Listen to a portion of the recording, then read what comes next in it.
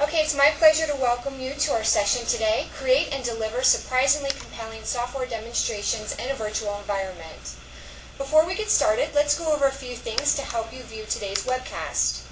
First, we recommend you turn off any pop-up blockers.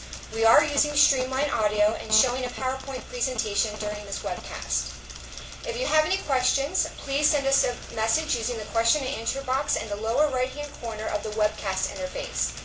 We are taking questions at the end of the presentation, so go ahead and submit them using the question and answer box, and we encourage you to send them in at any time. This webcast is being recorded, and an on-demand version will be available on the Runaware.com website within the next week. We will send you an email with the link when it's ready. At this time, I would like to introduce you to our speakers for today, Peter Cohen and Jason Gary. Peter Cohen is the founder and principal of The Second Derivative. Peter helps organizations put the wow into their demos to make them crisp, compelling, and successful to get the job done. He has had roles in marketing, sales and sales management, senior management, and most important of all, a customer. We also have Jason Gary with us today. He is the Director of Marketing for Runaware and helps to promote a new technology solution for ISVs looking to promote the most to the web and promoting their products.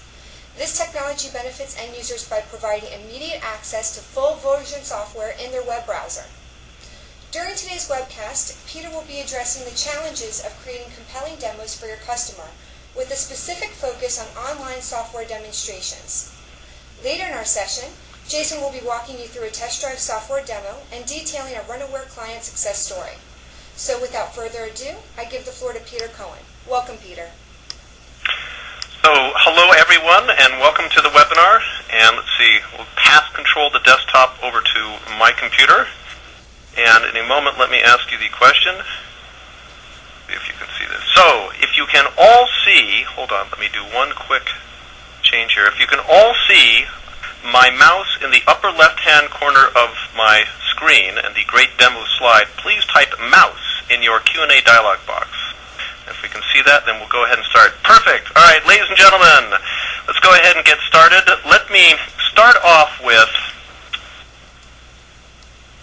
well, a set of objectives. And rather than abuse you all by reading this slide, instead, since I assume you can all read, let me share 2 email messages that I received with respect to the content in this presentation.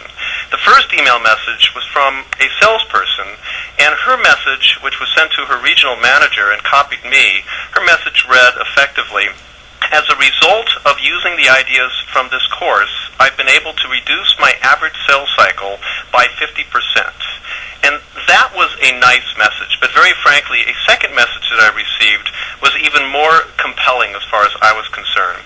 And this was from a sales consultant, a sales engineer, but it wasn't a message actually from that person. The message was from the customer that sales engineer had presented to. And the customer's message read, I'll paraphrase, it read, "I want to thank you for the demonstration meeting that took place yesterday. It was crisp, it was concise, you addressed our key business issues, and you get the order." So based on that, are you interested in hearing more about how this works? If you are, type go ahead or say yes in your Q&A dialog box, and we'll move forward with this presentation. Aha, okay, so we have acquiescence. All right, ladies and gentlemen, here's the plan for our webinar today. We're going to start off, introduce, if you will, set the stage with a look at, well, why do demos fail? That's an opportunity for catharsis. We'll also take a look at, well, why would you do a demo? We'll then move to invest a few minutes to understand that most important of all possible entities, our customer. What are some of their motivations? We'll then move into a process for preparing demonstrations that do result in email messages and get the business closed, as I described earlier. And we'll break that briefly up into the sales folks' roles and our technical roles of putting it together. And as a special, well, I don't know if it'll be a treat or an attempt, but we're going to embed an example demo in the course of this presentation. So if that sounds interesting and exciting to you all, say go ahead, and we're going to go ahead and proceed. Perfect. So we're going to go ahead and proceed with that. So, ladies and gentlemen, if there is one and only one idea that I urge you to take away from this session, this is the concept. Do the last thing first. Let me say that again. Do the last thing first. think about demonstrations that you have seen or participated in, and they often take 20 minutes or 40 minutes or an hour, or God help you, longer to get to the point, to get to that payoff, to get to, well, what good thing does this software do for the customer? So rather than torture our customer for an hour or longer, what we're suggesting is a very simple idea. Turn your demo upside down and start off with that end result, with that end deliverable, so your customer can say, oh, well, maybe these guys can help me solve my business problems. Now, how did they get to that end result? The rest of the process then becomes one of peeling back and revealing the layers of complexity, but in accord with the customer's depth and level of interest. This results in a crisp, effective demo that progresses the business and gets the job done. So let's go ahead. Assuming that you're interested in learning more, we'll dive into a few questions. And number one, if you'll enter into your Q&A dialog box here, how in your personal experience have demonstrations gone wrong? Just type them in. Let's take a look at what some of the ways that it's happened for you. Poorly organized. What else? Go ahead and type in technical issues, too long, too detailed, bugs. I hate it when that happens. Lost customer, wrong customer. How dare they show up? Let me share with you the short list collected from inflicting literally thousands of demos on my customers and being on the receiving end of perhaps hundreds of demos, being a customer myself. So if you look at this list, since you're tuned into this webinar, you're clearly a bright and above average audience. It goes by definition. And so right away you notice that this list clusters into three areas. Let's take a look at them for the purposes of our webinar today. One area that I'm not going to address, but Jason will, is the area of infrastructure equipment availability. And we all know the challenges associated with that. Jason will share with us some ways that you can reduce your chances of failure with respect to these areas. Now, an area that I will focus on in much more detail has to do with comments like these. Comments like these that come from the customer after the demonstration is completed, often in the hallway when the vendor is not present. These are comments that occur that you hear, for example, geez, it was too confusing, there was no story, I got bored, it was too long. Question, have you ever been watching somebody else's demo, and after 6 or 7 minutes you find yourself thinking, where is this going? If you've ever thought those thoughts, type, where is this going in your Q&A dialog box. The issue here these are symptoms of challenges with the organization of the content. And we'll provide some suggestions and guidelines on how you can improve the effectiveness of the content and the organization thereof.